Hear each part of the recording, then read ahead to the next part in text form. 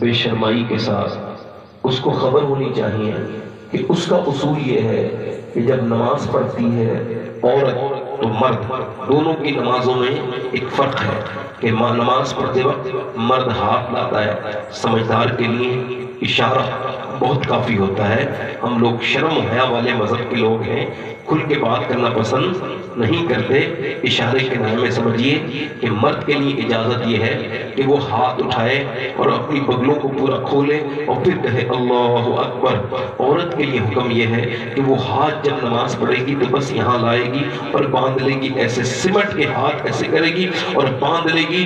اب جب سنو، مرد جب سجدہ کرے گا تو پھیل کے کرے گا، عورت سجدہ سمٹ کے کرے گی، اپنے آپ کو سمیٹ کے کرے گی۔ عورت جب جائے گی صفا مروا پر تو دوڑے گی نہیں، مرد دوڑے گا۔ وہ کہہ رہی ہے کہ خاتون ابراہیم دوڑی تھی، ہاجرہ مجھ کو بھی دوڑنے دو۔ نہیں، تم نہیں دوڑو گی، تم دوڑو گی تو تمہاری بے پردگی ہو جائے گی۔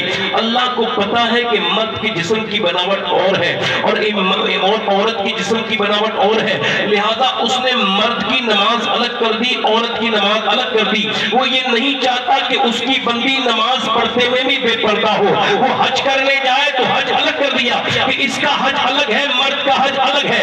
جب وہ دفن ہوتی ہے تو اس کا کفن الگ ہے، اس کا کفن الگ ہے۔ مگر پھر بھی اگر کچھ عورتیں نہ سمجھ پائیں تو پھر انہیں مرنے کے بعد سمجھنا پڑے گا، اور ان کو اس اپنی بے پردگی کی اور ان کے اندر جو یہ بے حیائی کے جراثیم پیدا ہوئے ہیں، اس کا ان کو جواب دینا ہوگا۔ ایک لڑکی وہ ہے جو پردہ کرے گی نہیں، کتنی سمجھا لو کتنی بتا لو۔ عورت کے لیے حکم یہ ہے کہ جب وہ وضو کرنے جا رہی ہے اور اس کو وضو کر کے نماز پڑھنا ہے اور نماز پڑھنے کے بعد اس کو نماز پڑھنا ہے اور وضو کر رہی ہے تو یہ اس کی جو کلائی ہے یہ کھولے گی، دیکھ لیں گے غیر مرد، اس کے لیے پانی کہیں اور لے جانے کی کوئی صورت نہیں، مجبوری ہے۔ تو حکم یہ ہے کہ وضو نہ کرے، وضو کو ترک کرے اور یہ تیمم کر کے نماز پڑھے، یہ مٹی سے تیمم کر کے نماز پڑھے۔ ایک تو عورت وہ ہے جو پردہ کرنے کے لیے تیار نہیں، مگر اسی معاشرے میں الحمدللہ ہم مسلمانوں کا سر بلند کرنے کے لیے، فخر سے سینہ چوڑا کرنے کے لیے ایسی بھی لڑکیاں ہیں۔ ایک تو وہ بے غیرت ہے جو پردہ کرے گی نہیں، ایک وہ ہے جو کالج کے باہر کھڑے میں جھگڑا کر رہی ہے، وہ کہہ رہا ہے اگر امتحان دے رہے ہیں تو برقع اتارو، حجاب اتارو، اس کے ساتھ تو حجاب کے ساتھ امتحان نہیں دے سکتی۔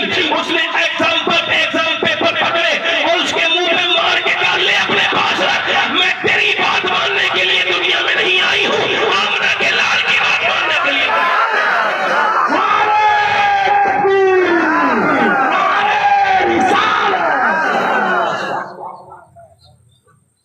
جب ایک پردہ کرنے کے لیے تیار نہیں، دوسرا چھوڑنے کے لیے تیار نہیں، دونوں میں فرق کیا ہے؟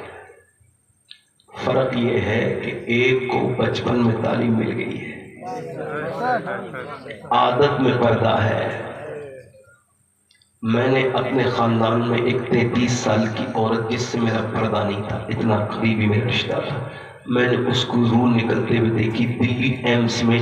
جیسی ڈاکٹر کی ٹیم آئی ایک دم دوڑتے ہوئے، ڈاکٹر اس کی روح نکلنے میں 2-3 سیکنڈ ہے، اس نے اپنا یہ پردہ اٹھایا ڈاکٹر کو دیکھ کے اور پھر ڈھکنے لگی اپنے آپ کو، جیسا کہ شرم والی حیا والی عورتوں کی عادت ہوتی ہے، جیسی ڈھکنے لگی۔ مگر بیچاری کا بالکل آخری وقت تھا، کڈنیاں دونوں فیل تھیں، بیمار تھی، بالکل جوانڈس ہو چکا تھا، بچوں کو 3 چھوڑ کے جا رہی تھی، مگر اتنے درد میں بھی اس کو کیا یاد رہا، یہ دونوں ایسے کر کے ہاتھ اٹھایا اور یہاں تک ہاتھ گیا اور ہاتھ یہیں گر گیا، پورا پردہ نہ کر پائی، مگر دنیا کو یہ پیغام دے کے ضرور چلی گئی کہ اگر بچپن میں ماں پردہ کرا دے تو روح نکلتی ہے مگر حیا نہیں نکلتی۔